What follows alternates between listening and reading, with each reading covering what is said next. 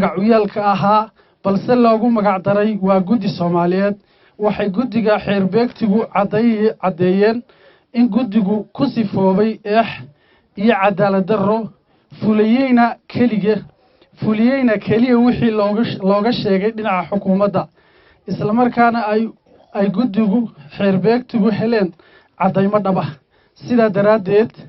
gabagabadii shirka nabadda iyo wada tashiga beelaha Abaskuul Bari ee gobolka Jarar waxay ka soo saareen go'aamadan hoos ku qoran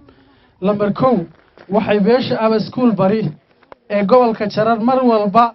u taagan tahay ilaalinta nabadda iyo wada deganaanshaha beelaha walaalaha ah ee gobolka iyo deegaankaba guud ahaan isla markaana waxaanu ku baaqaynaa joojinta dabakariixa ay xukuumadda dabada ka wado ee beelna lagu soo dejin beelna lagu barakicinayo taas oo u muuqata in isbedelkii ka dhacay deegaanka cid gaar ah looga faa'iideynayo lambar 2 waxaanu si adag u cambaaraynaynaa go'aankii cadaalad darrada ahaa ee laga soo malmaluuqay hoggaanka sare ee xukuumadda looguna danaynayay beel gaar ah iyada oo la iska indhatiray dhammaan xaqiiqada iyo xaaladda ka jirta dhulkaas sababtoo ah xeerbeegtida beeshu markay ogaadeen dhaliilaha iyo deelqaafka ka muuqda go'aankii ka soo baxay guddigii gacan ku rimiska ahaa ee loo xilsaaray xalinta dhibaatada labada beelood ee walaalaha ah garwaaqsadeenna in la baalmaray xaqiiqada taalay dhulka isla markaana cadaymihii